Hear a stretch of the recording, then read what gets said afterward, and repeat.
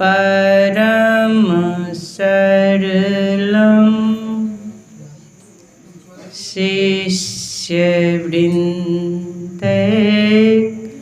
रक्षयम्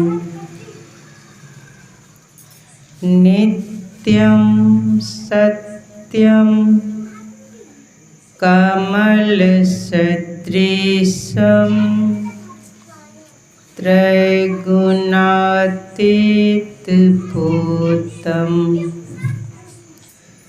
देहातीतं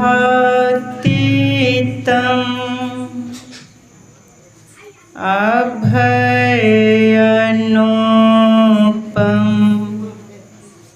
भूयो भूयो नमाम्यहम्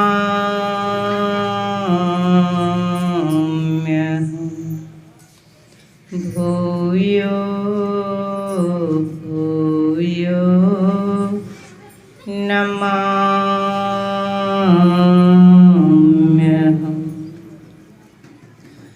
भूयो भूयो नमाम्यहम्।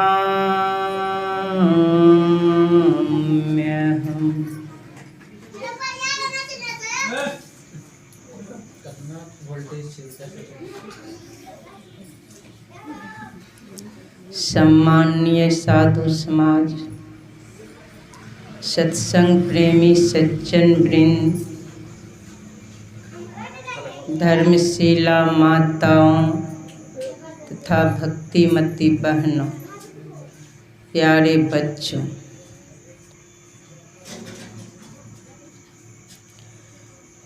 यहाँ पर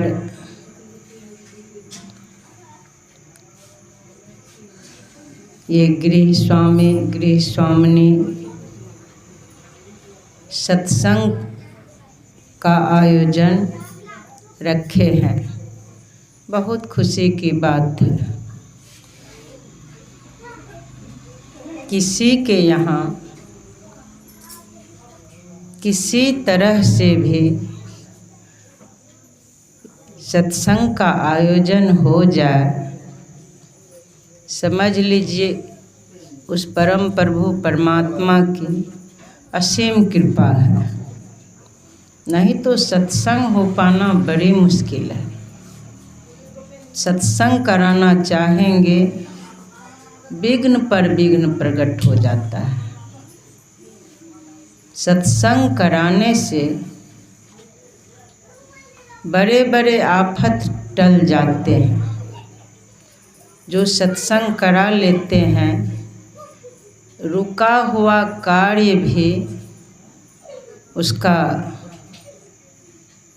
हो जाता है। बहुत तरह के आफत टल जाते हैं। बहुत जगह साप्ताहिक सत्संग चलाते हैं।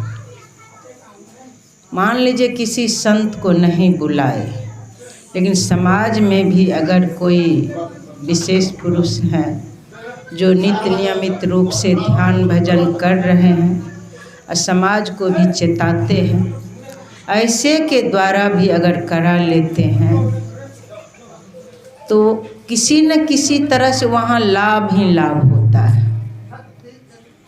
सत्संग कराने से कभी हानि नहीं होती है, सदा लाभ होता है।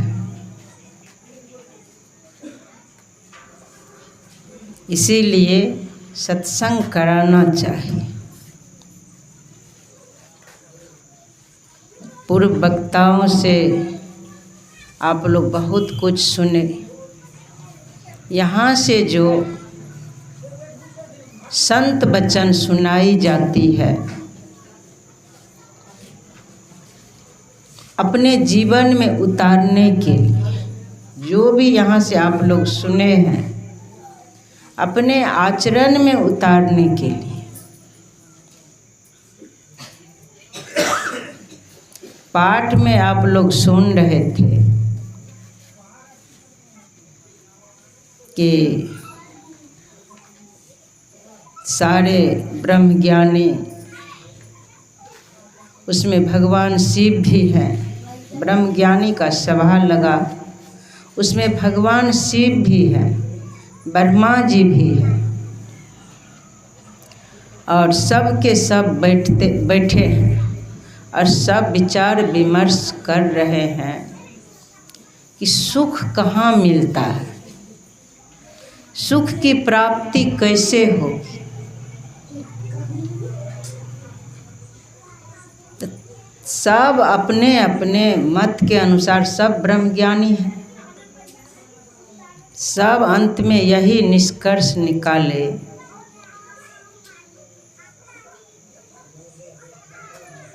कि रघुपति भक्ति बिना सुख नाही। जब तक भगवान की भक्ति नहीं करेंगे तब तक सुख नहीं मिल सकता है, वह सुखी नहीं हो सकता है। सारी सुख संपदा रहते हुए भी भीतर से बेचैन रहते हैं। जो भजन नहीं करते हैं, सारी व्यवस्था रहते हुए भी वह दुखी रहते हैं। जो भजन करते हैं,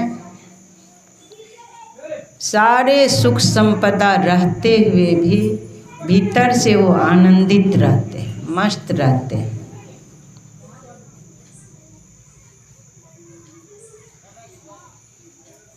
इसीलिए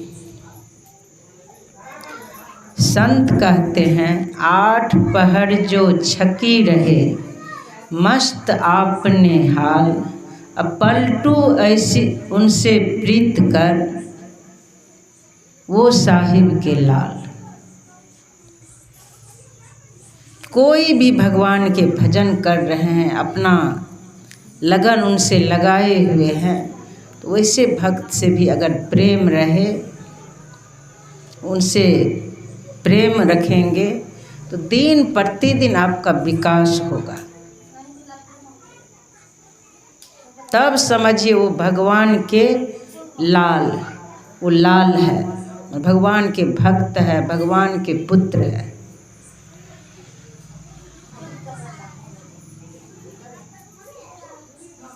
आगे कह रहे हैं कि श्रुति पुराण, अब देखिए वेद पुराण भी कह रहे हैं, सारे ब्रह्मज्ञानी भी कह रहे हैं, भगवान शिव ब्रह्मा जी सब तो कह ही दिए रघुपति भक्ति बिना सुख नाही। लेकिन इधर वेद श्रुति पुराण सब ग्रंथ कहा है। अब श्रुति पुराण में भी वही बात है, वेद पुराण में भी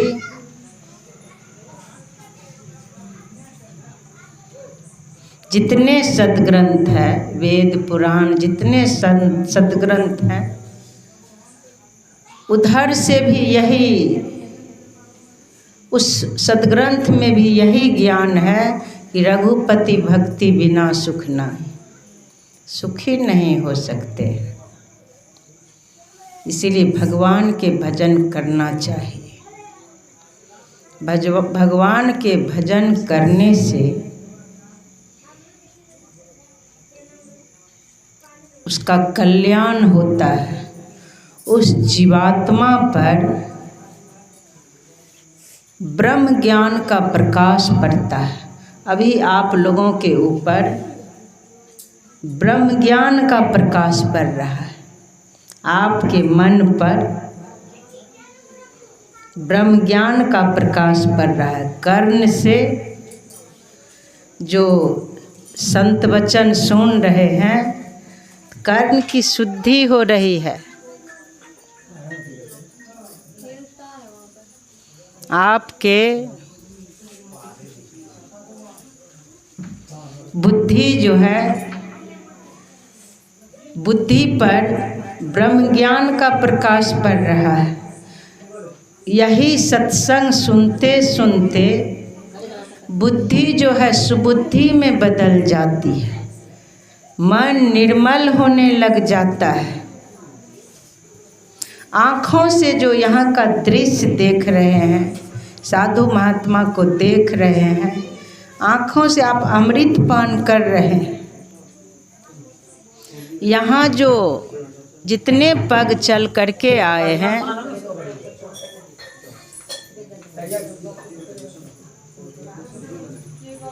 समझ लीजिए आप लोगों को उतना तीर्थ का सेवन हो गया। एक एक पग समझ लीजिए एक एक तीर्थ का सेवन करा दिया। इस तरफ चल देना भी 84 का चक्कर कटने लग जाता है। इस तरफ चलते ही, सत्संग के तरफ चलते ही वह भव बंधन से छूटने लग जाता है, भव फांस से छूटने लग जाता है।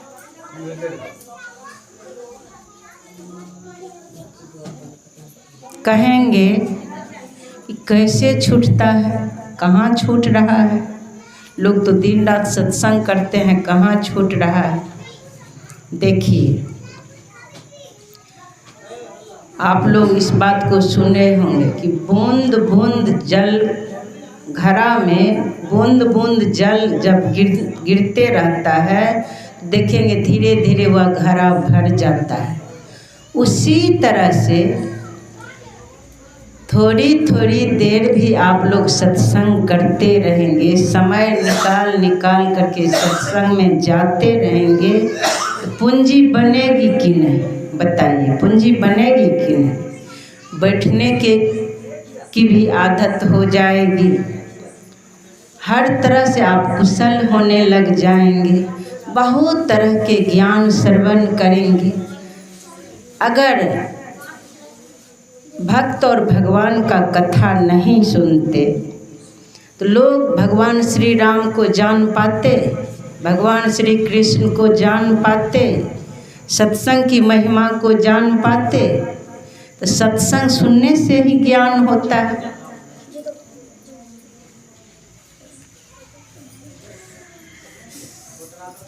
आप लोग सुने होंगे कि सत्संग सुनने से देखिए कितना लाभ होता है। एक चोर था, तो वह चोर चोरी करके ही गुजारा करता था। बुढ़ापा में आ गया, अपना बेटा से भी, अपने बेटे को भी वही शिक्षा दी, चोरी करने की ही शिक्षा दी, और अपने बेटे से कह दिया बेटा कहीं भी सत्संग हो तो भूल से भी सत्संग नहीं सुनना, सत्संग भूल से भी नहीं सुनना, क्योंकि हम लोगों का पेशा चोरी है। चोरी नहीं करेंगे तो हम लोगों का गुजारा नहीं होगा। भूल से भी सत्संग नहीं सुनना। तो देखिए चोर का बेटा अपने चोर, माता पिता चोर भी है, अगर वह बेटा माता पिता के आज्ञा का पालन करते हैं तो उसका भी जीवन एक दिन धन्य हो जाता है। शुरू में जिस माता पिता के द्वारा संसार में आए हैं तो माता पिता के आज्ञा का पालन करना चाहिए, माता पिता के सेवा करना चाहिए। तो कैसे कहेंगे उससे क्या होगा? चोरी करने के लिए कह रहे हैं, हम कैसे आज्ञा पालन करेंगे? तो देखिए चोरी करने का है कि हम लोगों का पेशा चोरी है, तुम सत्संग नहीं सुनना। तो जैसे चोरी करने के लिए उसका पुत्र चला, तो वैसे ही देखिए ईश्वर की कृपा, माता पिता की आज्ञा का पालन करने का फल। जो माता पिता पति अपने से श्रेष्ठ के आज्ञा का पालन करते हैं, उनका आदर करते हैं, तो उसका फल क्या होता है? अपने पिता का आज्ञा का पालन कर रहा था, मार्ग में जा रहा था चोरी करने के लिए। जैसे जैसे आगे बढ़ते गया, पिता का आज्ञा का पालन कर रहा है, आगे बढ़ते गया, तब तक में ईश्वर की कृपा देखी, उसको जो है पैर में कांटा गड़ गया। जब देखा कहीं सत्संग हो रहा है, आवाज़ आ रहा था दूर से ही और उसी मार्ग से जाना था उसको, तो दोनों कान को बंद कर लिया था कि सत्संग के आवाज़ नहीं आवे मेरे कान में। दोनों कान बंद था, मार्ग में चल रहा था। तो ईश्वर की कृपा देखिए, माता पिता के जो भक्त होते हैं उस भक्ति का फल देखिए, माता पिता के सेवा, माता पिता के आज्ञा पालन का फल देखिए, माता पिता के आज्ञा का पालन करने का फल देखिए कि वो तो जा रहा है पिता की आज्ञा का पालन करने, लेकिन सत्संग की आवाज़ सुनते ही कान में उंगली दे दिया। जैसे ही कान में उंगली दिया, कुछ दूर गया तो पैर में कांटे चुभ गया। जैसे ही पैर में कांटा चुभा तो एक आँख से कान मुंदा, एक हाथ से कान मुंदा हुआ है, एक हाथ से कांटे निकाल रहा है। तो कांटे निकालते वक्त एक कान से आवाज़ आ गई, एक कान में आवाज़ आ गई सत्संग से कि देवताओं को छाया नहीं होती है, देवताओं में छाया नहीं होती है। इतना सुन लिया और तब तक मैं कांटा निकाल चुका था, फिर कान बंद कर लिया। देखिए आज्ञा पालन का लाभ। पहले तो घर में ही आपको, घर में ही बचपन से आज्ञा का पालन होना चाहिए, बड़े बुजुर्ग का सम्मान होना चाहिए। तो बड़े बुजुर्ग का सम्मान करने से, बड़े बुजुर्ग के आज्ञा का पालन करने से, उनकी सेवा करने से, उनको इज्जत देने से कहते हैं उनका बल बढ़ता है, सौंदर्य बढ़ता है, आयु बढ़ती है और धन भी बढ़ता है। ये सब उनके बढ़ते हैं। तो वो सुन लिया देवताओं में छाया नहीं होता है, फिर कान बंद कर लिया, चल दिया, चोरी कर लिया आराम से। चोरी करके कहानी तो आप लोग जानते ही हैं कि चोरी करके बाद में पता लग गया कि, क्योंकि वही चोर था उस क्षेत्र में, वो सबसे बड़ा चोर था, सबको लगा वही चोरी किया होगा। तो देवता का रूप बनाए, कोई ऐसे कलाकार आए कि किसी तरह से ये पकड़ा जाए। देवता के रूप बना करके जैसे उसको बुलाया गया तो देवता बोला तुम ही न चोरी किया है। तो देख लिया कि अरे इसको तो छाया नहीं है, ये छाया नहीं है, इसको ये देवता नहीं है। बोला कौन बोला तुमको? खूब डांट करके बोला ठहरो, तुमको अभी नहीं छोड़ेंगे। बस वो नकली देवता जो था भाग गया। तो देखिए सत्संग से थोड़ा सा ज्ञान सुना, देवताओं में छाया नहीं होती है, तुरंत लाभ हुआ कि नहीं? आगे और लंबी कहानी है, उधर जाना नहीं। मैं ये कहना चाह रही थी कि पुण्य पुंज बिनु मिलई न संता। थोड़ा सा देवी देवता का झलक मिला उसको। जैसे चोर पिता के आज्ञा का पालन किया तो उसका प्रभाव, उसका फल हुआ कि देवता का ज्ञान हो गया कि देवता में छाया नहीं होती है, नहीं तो उसको फांसी का सजा मिलता। रक्षा हुआ। आगे वो चोरी करना भी छोड़ दिया कि थोड़ा सा सत्संग सुने, थोड़ी सी मेरे कान में आवाज़ आई सत्संग के, उसके प्रभाव से आज मैं फांसी के सज़ा से बच गया। जब अधिक सत्संग सुनेंगे तब कितना लाभ होगा। तब से चोरी करना भी छोड़ दिया। तो देखिए चोर पिता के आज्ञा का पालन किया और उसका फल हुआ, देवता का ज्ञान हुआ। और फिर आगे उस संत के ज्ञान समझ में भी आ गया। पुण्य पुंज बिनु मिलई न संता। तो माता पिता बड़े बुजुर्ग इन सब के सेवा करने से पुण्य की प्राप्ति होती है। पुण्य का फल दिन प्रतिदिन बढ़ते जाता है। जब पुण्य की पूंजी प्रकाष्ठा पर हो जाती है तब सत्संग का भी फल मिलने लग जाता है। संत के वचन समझ में आने लग जाएंगे। संत के वचन समझ में आने लग जाएंगे। कर्तव्य कर्म आपके द्वारा निस्वार्थ भाव से सारे कर्म करेंगे, उसमें कोई चाहनाएं नहीं रहेगी। अपना कर्तव्य समझकर प्रेम से सब कुछ करने लग जाएंगे। हर तरह से सेवा करने लग जाएंगे। सब में भगवान को देखने लग जाएंगे। तो सत्संग का यही सब फल है।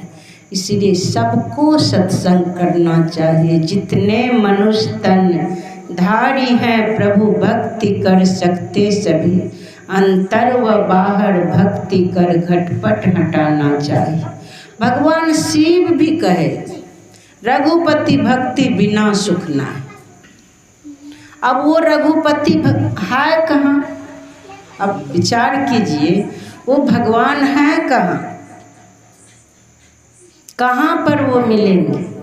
बाहर में जितने रूप देख रहे हैं, जितने मूर्ति मंदिरों में देख रहे हैं, उन सब के बारे में कह रहे हैं सब माया है। तो वो कहाँ मिलेंगे? प्रत्यक्ष दर्शन कहाँ करेंगे? तो उसके लिए एक कहानी है।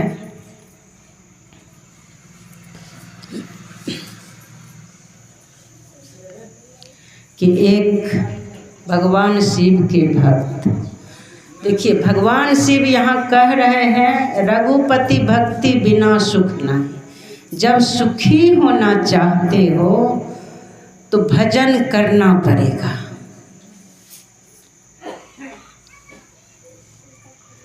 नहीं तो आगे कह रहे हैं फूल ही नभ बरु बहु विधि फूला, जीव न लह सुख हरि प्रतिकूला। चाहे आकाश में अनेक प्रकार के फूल खिल जाए, यह संभव है। आकाश में फूल खिल नहीं सकता है, इस बात को जानते हैं। फिर भी संत कह रहे हैं कि अनेकों प्रकार के फूल खिल जाए, लेकिन जीव जो है यह जीव न लह सुख हरि प्रतिकूला। उस परमात्मा से प्रतिकूल हो करके यह जीव सुखी नहीं हो सकता है। बताइए, इधर भगवान शिव भी ये वचन कह रहे हैं मिला करके। सारे ब्रह्म ज्ञानी उसमें ब्रह्मा जी, भगवान शिव सब मिल करके ये कह रहे हैं। यही निर्णय निकाले, यह जीव हरि से प्रतिकूल होकर के सुखी नहीं हो सकता है। उसमें भी अस्थाई सुख प्राप्त होता है, फिर वह दुखी नहीं होता है। दुख जो देखते हैं जीवन में, जो भी झलक दुख का आता है वो पूर्वकृत कर्म फल का है।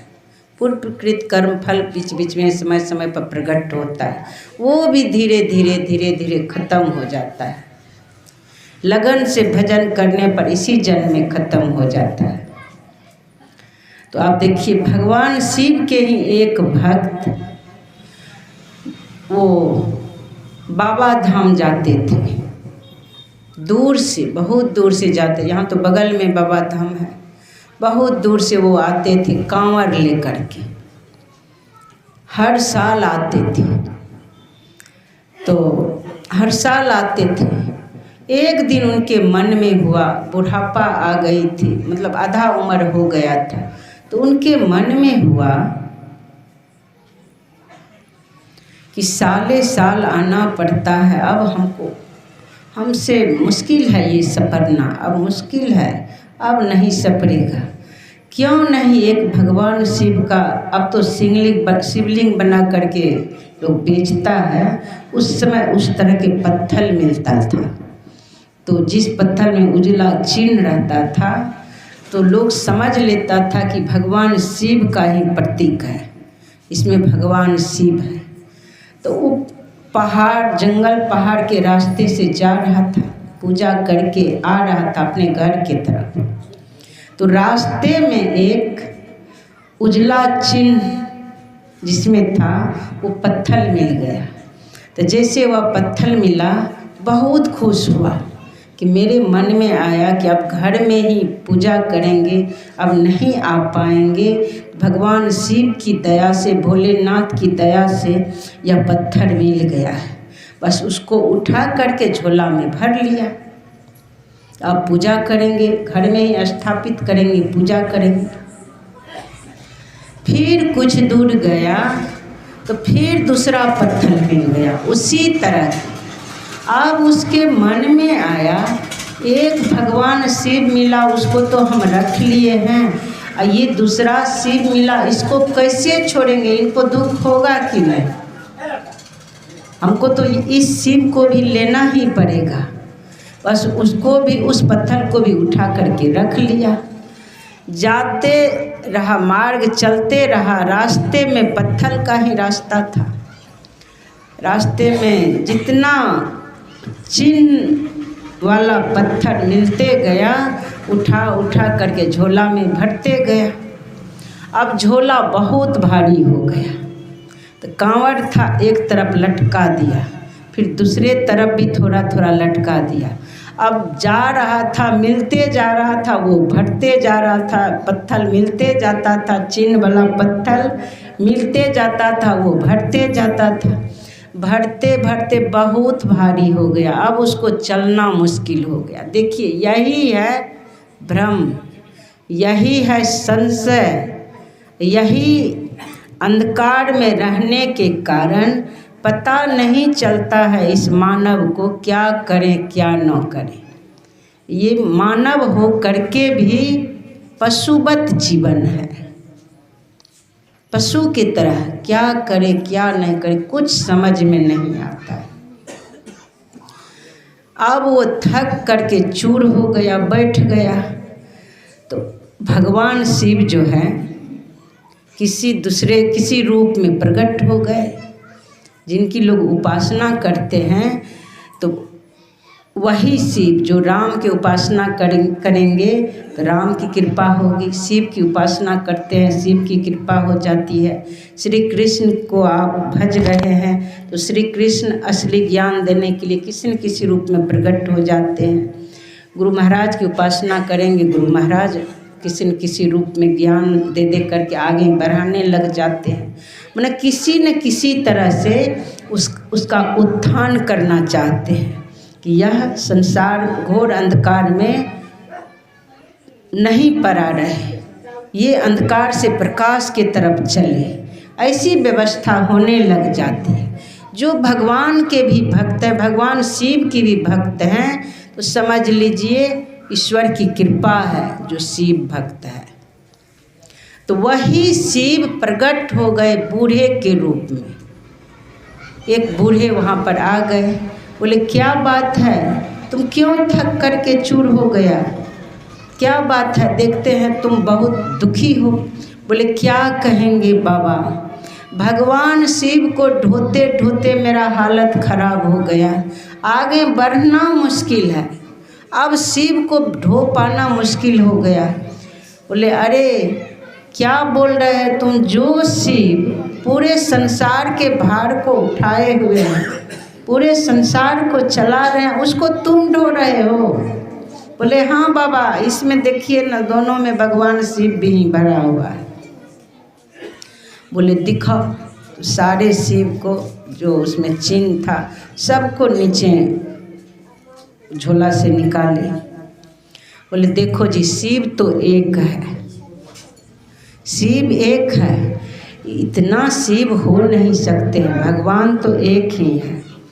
तो अब असली शिव का पता तब चलेगा, पत्थर में पत्थर ठोकर लगा, पत्थर से पत्थर तोड़ो, जो पत्थर टूट जाएगा समझ लेना वो नकली शिव है, जो नहीं टूटेगा समझ जाना वो असली है। पत्थर से पत्थर तोड़ते गया, सारा पत्थर जब टूट गया एक पत्थर बच गया, तब वो समझ गया ये असली शिव है। तो एक ही शिव को लेकर के घर गया। जब घर गया तो घर में उस शिव को स्थापित कर लिया, भगवान शिव को स्थापित कर लिया। अब घर में ही पूजा करेंगे, सब तरह से फूल प्रसाद वगैरह जब भगवान शिव को स्थापित किए, फूल प्रसाद वगैरह चढ़ा हुआ था, बहुत खुश था। अब भगवान शिव के घर में ही पूजा करेंगे। तब तक में वो अक्षत वगैरह जो छिटा हुआ था, प्राण प्रतिष्ठापन किया गया था, वहाँ जो अक्षत वगैरह था, तो वो बहुत सीधा व्यक्ति था। वो देखता है कि भगवान शिव पर एक चूहा बैठ करके अक्षत खा रहा है। अब वो ऐसा सीधा था, उसके मन में हुआ अरे ये क्या हो गया, भगवान शिव के ऊपर बैठ करके चूहा अक्षत खा रहा है, तो ये शिव कैसे हो सकते हैं, ये शिव नहीं हो सकते। इस पर चूहा बैठ करके खा रहा है, भगवान शिव नहीं भगा रहे हैं, इसमें तो कोई बल ही नहीं है। इससे अच्छा तो ये चूहा है जो उसके सिर पर बैठ करके खा रहा है, इससे अच्छा तो चूहा है। इससे अच्छा हम चूहा के ही भजन करेंगे, चूहा को ही पूजेंगे। किसी तरह से उस चूहा को पकड़ करके बांध करके उसका पूजा करने लग गया। अब उसी चूहा का पूजा करने लग गए, शिव को छोड़ दिया। एक दिन देखा उधर से बिल्ली आई, बड़ा रस्सी में चूहा बंधा हुआ था, उधर से बिल्ली आई, दौड़ा चूहा पर, बिल्ली दौड़ी चूहा पर, चूहा छिप गया। फिर उसको ज्ञान हुआ, देखिए मनुष्य जो है ये प्रगतिशील प्राणी है, दिन प्रतिदिन इसका ज्ञान बढ़ते जाता है।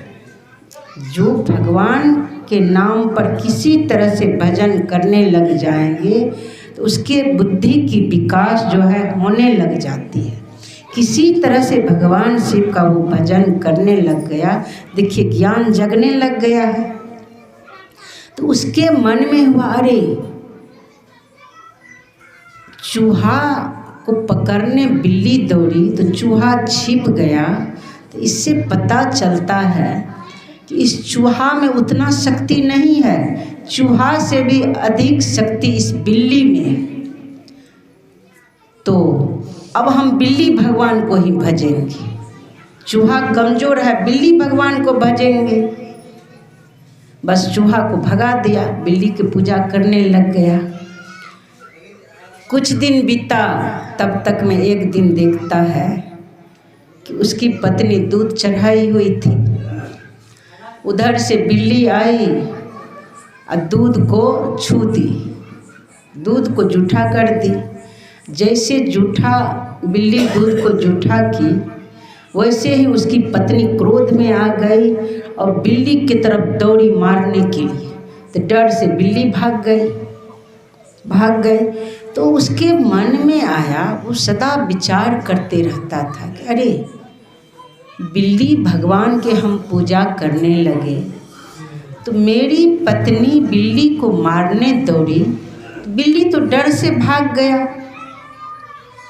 तो बिल्ली से भी श्रेष्ठ हमारी पत्नी है, तो हम पत्नी देवी की ही पूजा क्यों नहीं करेंगे, यही पत्नी भगवान की पूजा अब करेंगे। बस पत्नी भगवान की पूजा करने लग गया। तो पूजा अपना कर रहे हैं जतन से, बहुत सरल आदमी थे, पूजा कर रहे हैं, भगवान समझ करके पत्नी के पूजा करते हैं, फूल प्रसाद सब चढ़ाते हैं, घंटी डोलाते हैं। एक दिन क्या हुआ, बात बात में ऐसा होता है घर परिवार में, बात बात में पत्नी से झगड़ा हो गया। झगड़ा होते ही थप्पड़ लगा दिया, पुरुष वर्ग के लोग थप्पड़ लगा देते हैं, तुरंत थप्पड़ लगा दिया पत्नी पर। तो जैसे थप्पड़ लगाया, थप्पड़ लगाते ही उसको ज्ञान हुआ अरे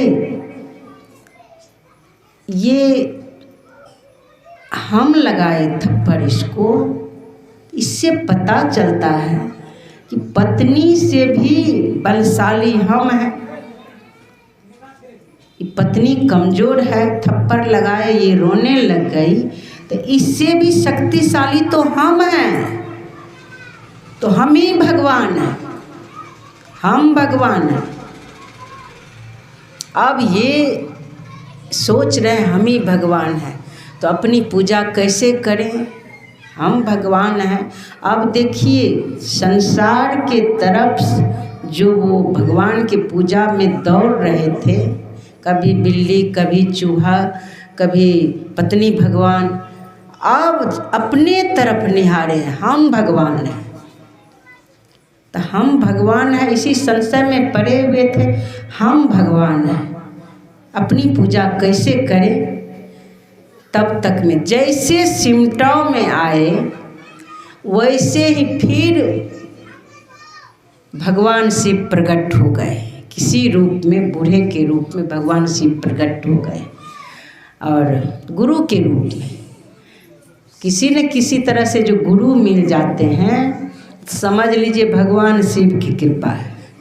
भगवान राम के भक्त हैं तो भगवान राम की कृपा है, भगवान श्री कृष्ण के भक्त हैं, भगवान श्री कृष्ण की कृपा है। वो चाह रहे हैं तुम अपने तरफ देखो, अपने में निहारो, तुम्हारे अंदर वो भगवान है। तो वो कहते हैं, देखते हैं तुम दुखी हो, क्या बात है? बोले देखिए ना, सब कुछ सुना दिए, ऐसी ऐसी बात है, अब तो हमको लगता है हम ही भगवान हैं। बोले हाँ जी, तुम्हारे ऊपर आवरण पड़ जाने के कारण तुम अपने स्वरूप को नहीं पहचान कर रहे हो। वास्तव में तुम ही भगवान हो, और तुमको युक्ति, गुरु से युक्ति प्राप्त करना पड़ेगा। जैसे ही युक्ति प्राप्त करोगे तो उस मंत्र के द्वारा संसार के नाम रूप से तुम सिमट जाओगे। बोले मैं कहाँ जाऊँगा गुरु को खोजने के लिए? आप जानते हैं तो आप ही युक्ति बता दीजिए। तो वही मंत्र बता दिया, मानस जाप, मानस ध्यान, दृष्टि साधन। बस उसी युक्ति से वो मानस जाप, मानस ध्यान करने लग गए, दृष्टि साधन करने लग गए।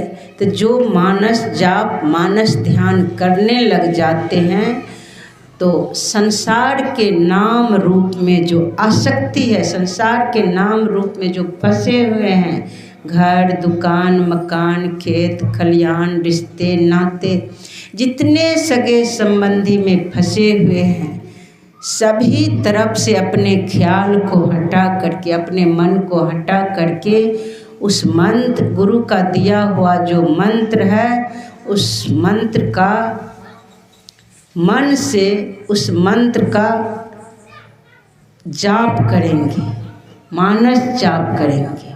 मन ही मन मंत्र जाप करेंगे।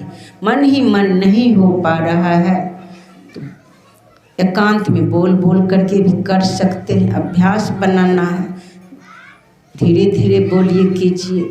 उससे भी नहीं हो पाता है, श्वास जाप कीजिए। प्रयास कीजिए कि मन से जाप हो, मन से मानस जाप हो, तो उसमें बहुत बल है, बहुत शक्ति है। तो मानस जाप, मानस ध्यान के द्वारा संसार के नाम रूप से वो सिमटाव में आ जाते हैं। संसार के नाम, जैसे जैसे मंत्र जाप करेंगे वैसे वैसे आप सिमटते जा रहे हैं। आपको पता है, जब से सृष्टि हुई है तब से ही जितने शरीर धारण किए, तब से नाम रूप में, पंच विषयों में इतना फंस गए, तब से ही जितना शरीर धारण किए उतना फंसे हैं, उतना भवजल में बह गए हैं, उतना अपने स्वरूप से दूर हो गए हैं। विचार कीजिए, तब से दूर ही है, बहते बहते इतना बह गए कि पता ही नहीं चलता है भगवान किधर है, पता ही नहीं चलता है। दृष्टि योग करने बैठते हैं ध्यान करने के लिए, नींद में चले जाते हैं। बैठते हैं जप करने के लिए, गप होने लगता है, संकल्प विकल्प होने लगता है। संसार की तरफ मन भाग जाता है। क्या कारण है? संसार में बहुत बह गए, बहुत दूर हो गए हैं, उस परमात्मा से बहुत दूर हो गए हैं, जिसके कारण ध्यान नहीं होता है। तो जब मानस जाप मानस ध्यान करेंगे तो संसार के नाम रूप से धीरे धीरे समेटते समेटते एक ही नाम एक ही रूप रह जाएगा। फिर नाम जाप करते करते नाम मंत्र को रटते रटते फिर उस मन जो है शुद्ध होने लग जाता है। मंत्र तो पहले से सिद्ध है, मंत्र तो पहले से सिद्ध है। जितनी बार मन को मंत्र में लगाते हैं तो मन की शुद्धि होती है, मन की शुद्धि होती है। तो मन शुद्ध होने लग जाता है, निर्मल होने लग जाता है, सिमटाव में आ जाता है। फिर वो गुरु महाराज का रूप भी प्रकट हो जाता है। तो जैसे मन की शुद्धि हो जाती है तो रूप भी प्रकट हो जाता है। तो जैसे रूप प्रकट हो गया तो अंदर में अपने ही अंदर मानस पटल पर गुरु महाराज उनके इष्ट दर्शन दे देते हैं। जैसे ही दर्शन दे दिए, किसी किसी को अंदर में ज्योतिर्मय बिंदु दिख जाता है, कोई देखते हैं कि दीपक चल रहा है, कोई सूर्य के दर्शन कर लेते हैं, चंद्र के दर्शन कर लेते हैं, अनेकों तरह के प्रकाश का दर्शन करते हैं, बहुत तरह के दर्शन होता है अंदर में। तो वो अंदर में जो प्रकाश का झलक दिखने लग गया, प्रकाश का दर्शन होने लग गया, तो समझ लीजिए इस मन पर स्थूल, अभी जो आप लोग बैठे हैं तो ये आँख जो है स्थूल इंद्रियाँ है, कान से सुन ले ये भी स्थूल इंद्रियाँ है, मतलब स्थूल इंद्रियों की शुद्धि हुई। फिर मन से जो मंत्र जाप होने लग जाता है तो मन जो है सूक्ष्म इंद्रियां है, तो सूक्ष्म इंद्रियां पर फिर अंदर में ब्रह्म प्रकाश पड़ता है तो और वो बहुत शुद्ध हो जाता है, एकदम सिमटाव में आ जाता है। तो जैसे सिमटाव में आता है तो उसका अंतर यात्रा होने लग जाता है। आगे बहुत कुछ है, कल सुनेंगे। इसीलिए देखिए भजन करना बहुत ज़रूरी है। हर तरह से आप सुखी संपन्न रहना चाहते हैं, सारे मनुष्य चाहते हैं कि हमें धन भी रहे। धन नहीं रहेगा तो वो भी एक कलंक ही है, गृहस्थों के लिए कलंक है ना। तो सब चाहते हैं धन भी रहे, जीवन यापन के लिए तो कुछ न कुछ धन होना चाहिए, धन उपार्जन भी करना चाहिए। तो सब चाहते हैं धन भी रहे, जन भी रहे, सब चाहते हैं कि परिवार में बेटा भी रहे, बेटी भी रहे, पोता भी हो, बहू भी हो, हमारे सारे रिश्ते रहे, सब चाहते हैं। तो धन जन तन भी स्वस्थ हो, सब चाहते हैं ना। भजन करने से तन भी स्वस्थ होता है, मान वचन कर्म सब सुंदर हो जाता है। तो जब तक भजन नहीं करेंगे, भगवान का प्रकाश आपके ऊपर नहीं पड़ेगा, तब तक सोचिए वो मन से जो भजन होने लग जाता है तो उस ब्रह्म में स्नान करने लग जाते हैं, ब्रह्म प्रकाश पड़ने लग जाता है। ये भी कह सकते हैं ब्रह्म का प्रकाश जब पड़ने लग जाता है तो इस जीव रूपी सोना में जो, जैसे सोना में और वो खोटा सोना मिला करके सोना कहा जाएगा, उसको क्या कहते हैं, नकली कोई वस्तु मिला करके तब उसका जेवर तैयार करते हैं, उसमें खोटा द्रव्य मिल जाता है तो खोटा सोना कहा जाता है उसको।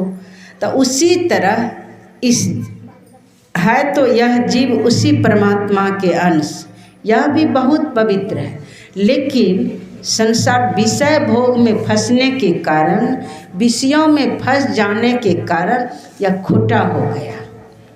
और वही खोटा द्रव्य दे करके इस जीव को तैयार किया गया है। तो शुद्ध होना चाहते हैं तो जिस ब्रह्म से हमारी उत्पत्ति हुई है तो उसी ब्रह्म में अपने मन को, उसी ब्रह्म से अपने मन को जोड़ देंगे। जैसे ही उस ब्रह्म में अपने मन को जोड़ेंगे तो जैसे ही जोड़ेंगे तो ब्रह्म अग्नि प्रकट होती है। वो ब्रह्म अग्नि है, उसमें अपने मन को जोड़ेंगे तो जितना खोटा है 31 तत्व का जो ये शरीर है, इसमें जो भी मसाला दिया गया है, पंच पाप, छह विकार, सारे आवरण, तीनों गुण, सब जलने लग जाता है। जलते जलते वो विदेह हो जाते हैं, शरीर में रहते ही वो विदेह मुक्त हो जाते हैं। तो जितना उस ब्रह्म में अपने को जोड़ करके रखेंगे उतना दुर्गुण जलने लग जाता है, उतना आवरण जो है उतरने लग जाता है। हर तरह से उसका कल्याण ही कल्याण होता है, कल्याण ही कल्याण होता है। हर तरह से वह प्रकाशवान हो जाता है। इसलिए सबको ये बाहरी सत्संग और आंतरिक सत्संग दोनों तरह से सत्संग करना चाहिए। अब ये क्या नाम है इनका, ये कैलाश बाबू, दोनों पति पत्नी के सहयोग से हुआ है। इनके परिवार वाले सब साथ दिए हैं, तब सत्संग हो गया है। और देवी देवता भी इनके ऊपर प्रसन्न है, गुरु महाराज भी प्रसन्न है, इसीलिए सत्संग हो गया। इसीलिए मैं गुरु महाराज से प्रार्थना करती हूँ कि गुरु महाराज हर तरह से इनका कल्याण हो, हर तरह से कल्याण हो, सबके अंदर गुरु महाराज के भक्ति आ जाए, हर तरह से आगे बढ़े, तन की भी शुद्धि हो, मन की भी शुद्धि हो, धन भी बढ़े, ताकि ये सदा सत्संग से जुड़े रहे।